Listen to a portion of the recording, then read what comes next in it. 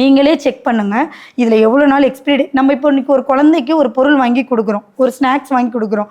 அதுக்கு என்ன பண்ணுவோம், அந்த பொருள் நல்லா இருக்கா, இது எப்போ எக்ஸ்பிரி டேட் இருக்குது, இது எப்போ மேனுஃபேக்சரிங் பண்ணாங்க, இதில் என்னென்ன இன்க்ரீடியன்ஸ் கொடுத்துருக்காங்கன்னு நாங்கள் செக் பண்ணுறோம்.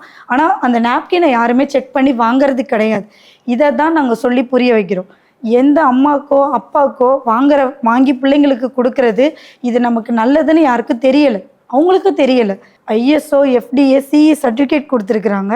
சிஇ சர்டிஃபிகேட் எதுக்கு அப்படின்னு கேட்டால், நம்ம யூஸ் பண்ணி நான் மண்ணில் போட்டேன்னா இந்த பூமிக்கோ நிலத்துக்கோ தாவரத்துக்கோ இன்னொரு மனிதருக்கோ அது தீங்கு விளைவிக்காது அப்படின்றதுக்கு தான் அந்த சிஇ சர்டிஃபிகேட் கொடுப்பாங்க. ஒரு உணவுப் பொருளுக்கு கொடுக்குற சர்டிஃபிகேட் நமக்கு கொடுத்துருக்காங்க. ஃபுட் அட்மினிஸ்ட்ரேஷன்லேருந்து நமக்கு அது கொடுத்துருக்காங்க. இது எல்லாமே நம்மளோட நாப்கின்க்கு கொடுத்துருக்காங்க.